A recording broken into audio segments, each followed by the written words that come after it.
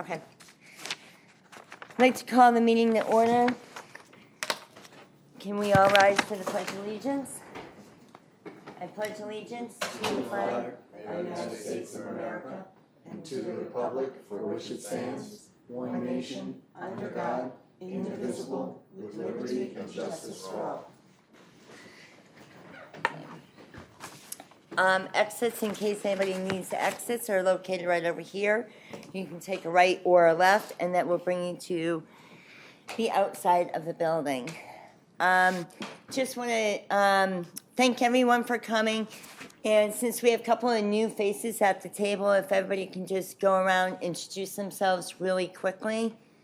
I'm Patty Stricker, Chairman of the Board. Ken Weinstock, the board's labor attorney. Jim Francesi. Sean Morrissey, board member.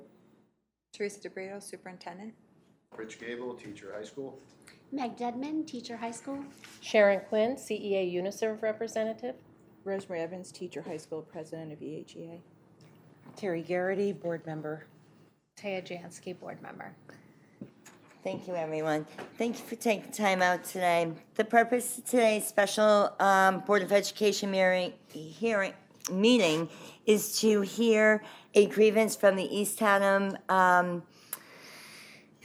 Education Association in regard to tuition reimbursement for a teacher and determine if the superintendent of East Haddam has followed the contract of the EHEA in denying the reimbursement for the course. We're going to start off today with two presentations, and I'm going to invite the EHEA to present first. Thank you all for being here. This is, I know, an odd time of year to be doing school business, and we appreciate you being away from work and family and friends. There we go. Just wanted you to know who's here and what they're representing. Rich Gable is our union grievance chair.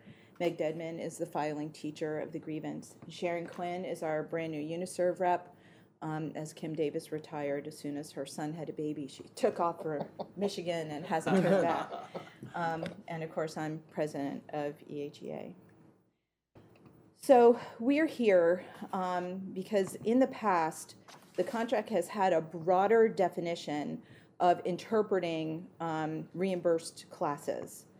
And that's found in Article 23(2)A, and then B is the section that refers to teachers' area of specialization. We believe that the current interpretation is too narrow and will deter teachers from seeking further education in areas of study that would improve their instruction and increase student learning. And this is potentially could affect teachers' growth as individuals and help student growth, as well as deter teachers from staying in the district. So the history of what has happened in this area of the contract is that all courses were reimbursed or approved for reimbursement. The superintendent, however, was frustrated that he felt the superintendent at the time felt that some of the courses weren't as rigorous as they could be. So in the last negotiations, the language was added that only universities and colleges that were accredited would be eligible for teachers to take for possible reimbursement and column movement as well. And then all courses continued to be approved for reimbursement. Why we find this so important is that retaining teachers is a huge, important piece of education in this climate, especially since COVID. We know there's a reduction in teacher workforce. School districts are paying bonuses to teachers, $5,000 and $10,000 to sign on their districts. And these benefits help retain teachers. Many teachers, when you look at the young teachers, are still paying off their bachelor's degree and have to start their master's. And without this additional support for all of their classes in a course of study from a university, they would likely go somewhere else to get that financial support. Teachers who want and need to continue their education should be encouraged We want our teachers to learn more, and we fear that the way the contract is being interpreted right now would deter teachers from wanting to further their education. When we look at teachers leaving the profession, 48% of the teachers who plan to leave at the end of the 24 school year were due to compensation. When we look at teacher pay, we see that over the past 10 years, the teacher pay has not adjusted for inflation, which puts us just over $3,600 less on average than people in our educational cohort. Teachers leaving the profession also, other things that they were concerned about was increased expectations. They felt stifled by unrealistic expectations and ever-changing initiatives.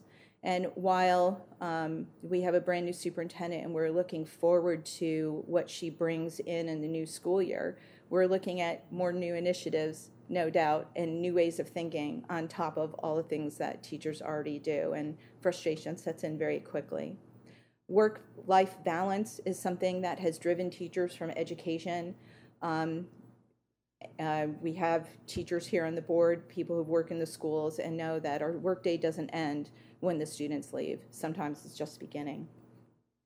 Student behavior, we are painfully aware of the consequence of increased negative student behavior here in East Haddam, and we've seen it at all grade levels, and we have to continue to work to address that. But that's another reason teachers are leaving education. And when teachers feel a lack of support from administration for time, resources, these are also reasons that teachers leave education. Kim Deas, who is the CEA president, said, while some teachers have left the profession out of frustration, others simply move to jobs in districts offering better working conditions. And reimbursing courses is working conditions. So, and benefits for our teachers. Teachers stay in the classroom because we love to see students grow. We love to see all the things that they can do and how we can make a difference in their lives. Teachers value support from colleagues, mentors, the positive environment that we create for each other with our students and, of course, our administrators. And the type of angst that teachers feel right now over worrying about whether or not their courses would be approved for reimbursement does impact that support. Teachers continue to stay in the classroom because job satisfaction involves more than just their students. Autonomy in the classroom, that we do have the ability to set out our course of study for our students, and we're very lucky in East Haddam that way. Compensation, that's something, how much teachers are paid, and we do know that other districts do get paid more than East Haddam. So the small benefits that we have bump that up a little bit and make it a better place to work. And the sense of belonging that we feel working in a district like East Haddam. So what we believe, we recognize that the original conversation came from a few teachers applying for programs that were previously not as rigorous as the district would like to see. And that's what started this conversation with our previous superintendent, and we recognize that and understand that. Since the superintendent approves degree programs or course of study before the teacher begins a program, this is a time to ensure the quality program that demonstrates value for every course.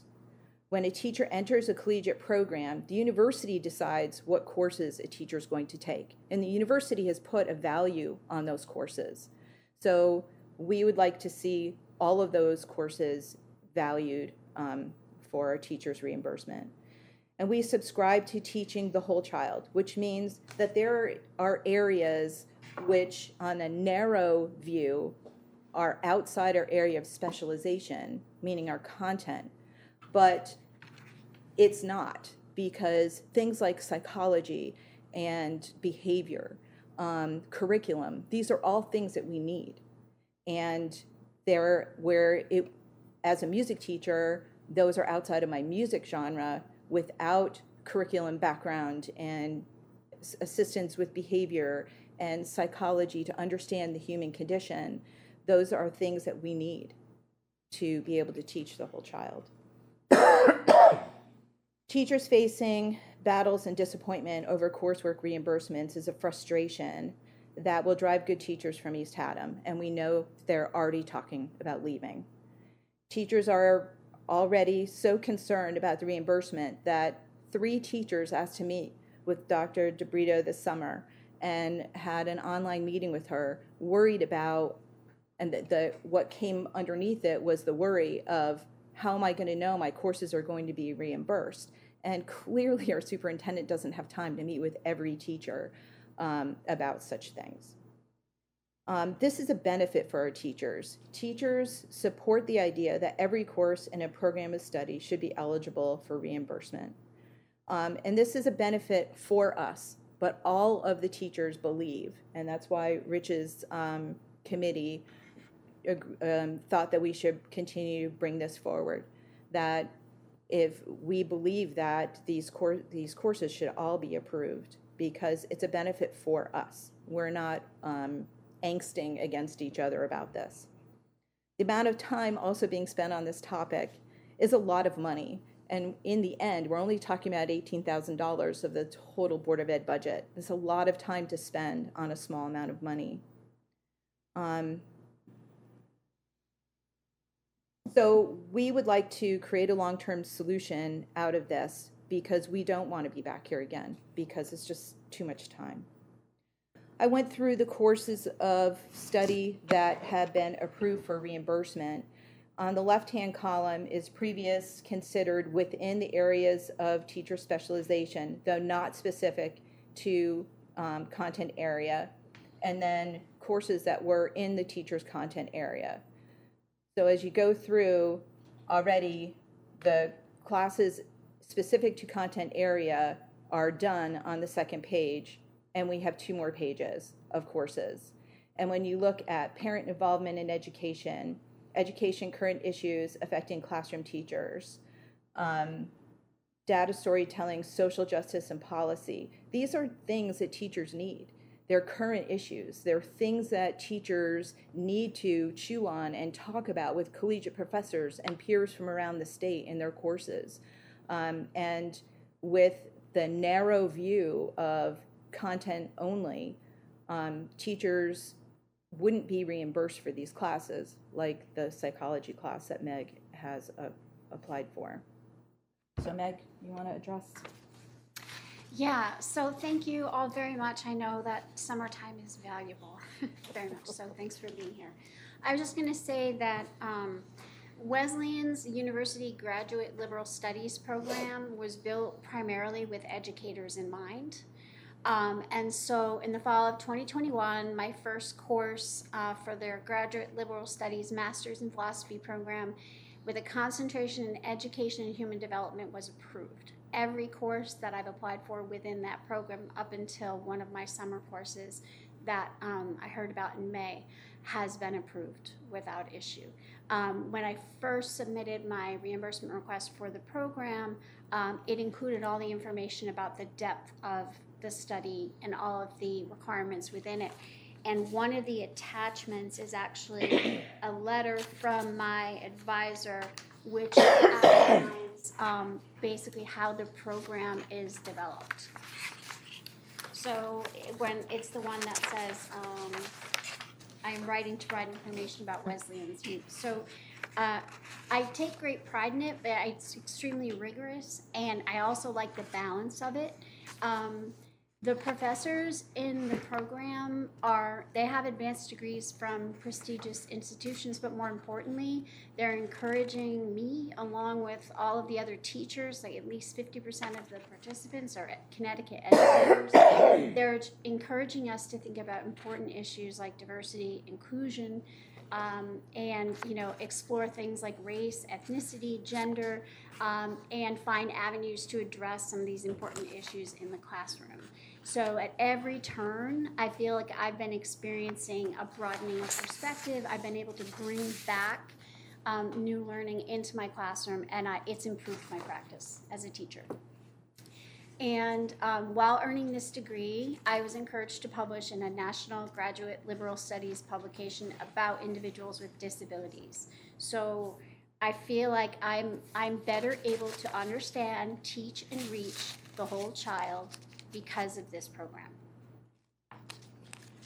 At the back of your packet too is an idea after looking at contracts that Sharon put together for me from all over the state of Connecticut around tuition reimbursement.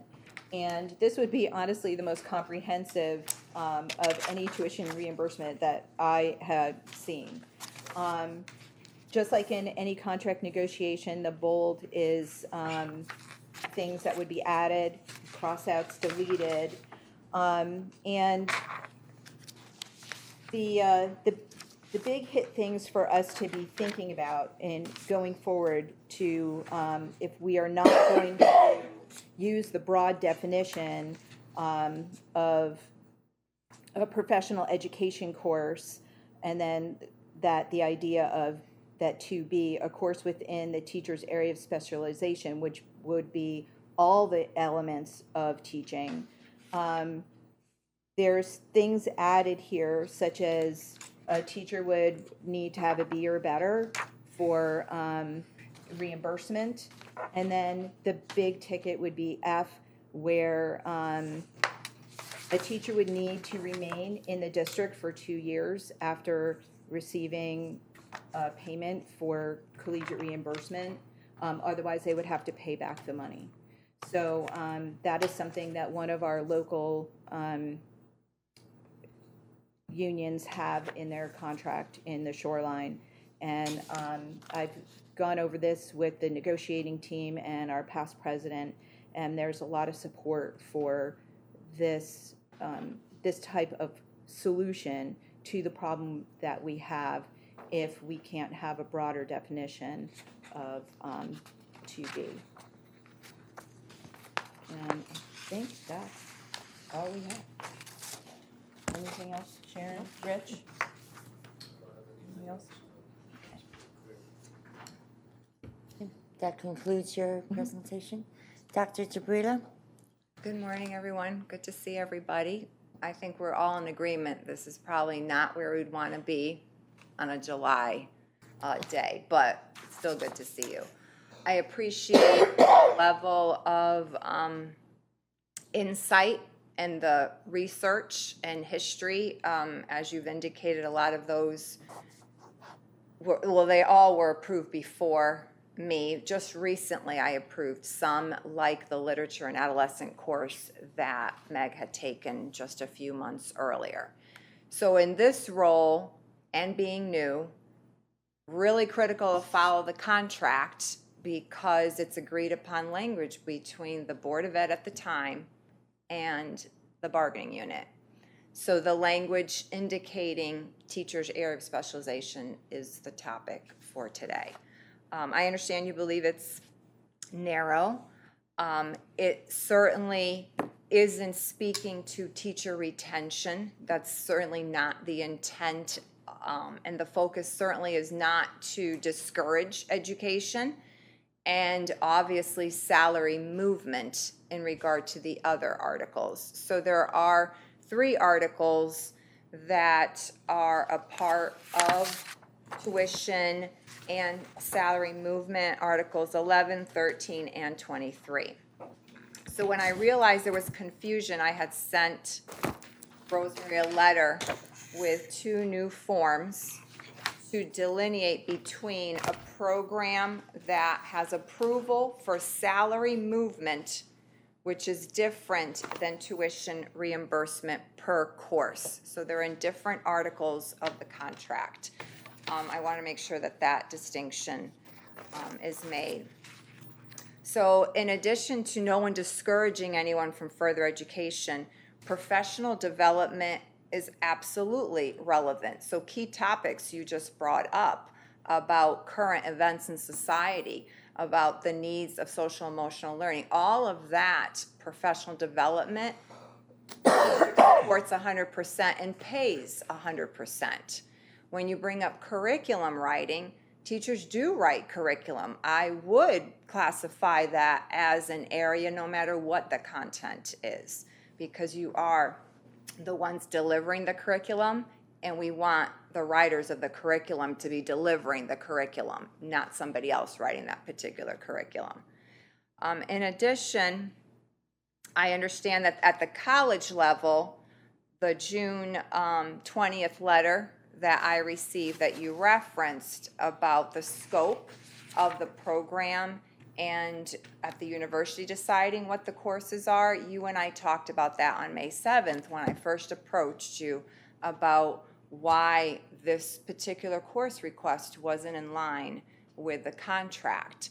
And you understood at the time you were going to go back to the university to talk about whether there were any other courses, and then the letters followed after that.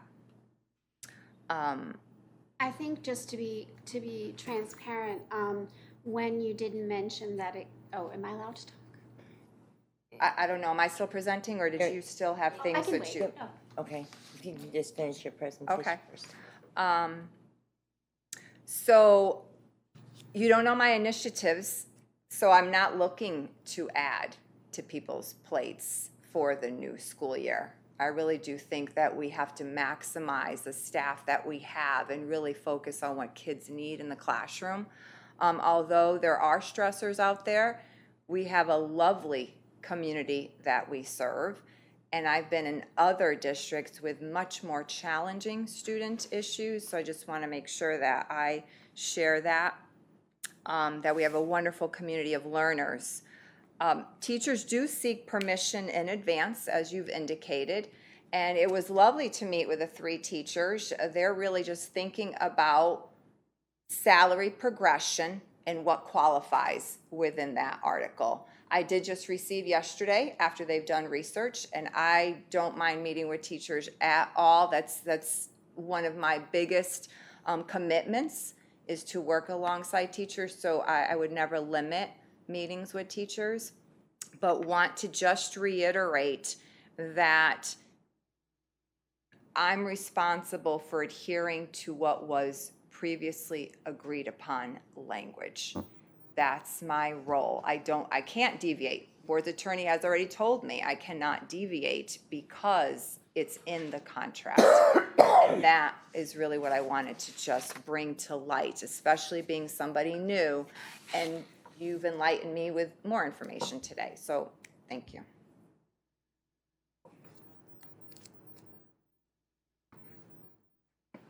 Meg, did you want to say I'm something? all set. I was just gonna say, I had sent the letters because, or I had requested more information about the programs because I wasn't expecting the conversation, so I kind of had to kind of regroup and think, let me see what I can put, what I can gather from my resources, so that was the rationale. Do the board members have any comments, or not comments, but questions on the material that was given today? I don't Nope, know. nope, not at this time, no. The only question I would have is, what is the name of the course? Psychopathology in Society. There's a letter in here too from the instructor of that course, who speaks about the relevance really being that the onset is during adolescence, and while it's not my role to diagnose, I understand, it does help broaden my lens.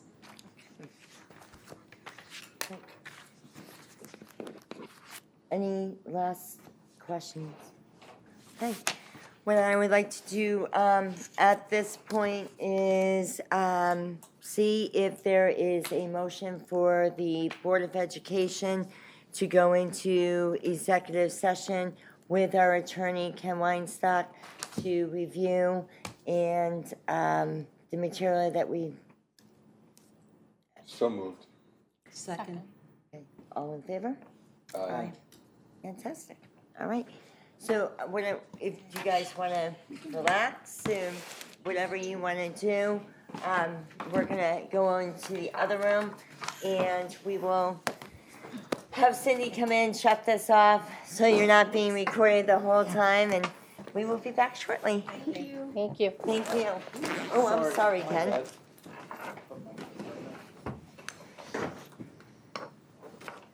can you contact Cindy so she can shut that off? I'll go get her. I feel bad at, don't want you guys on camera the whole time. Do you know what Patty said? I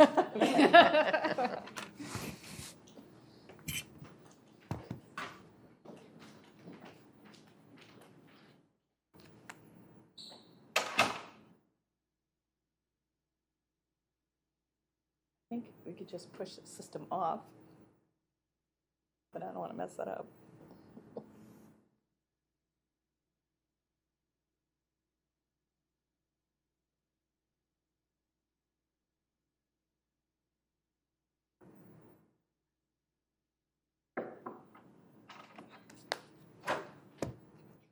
System off?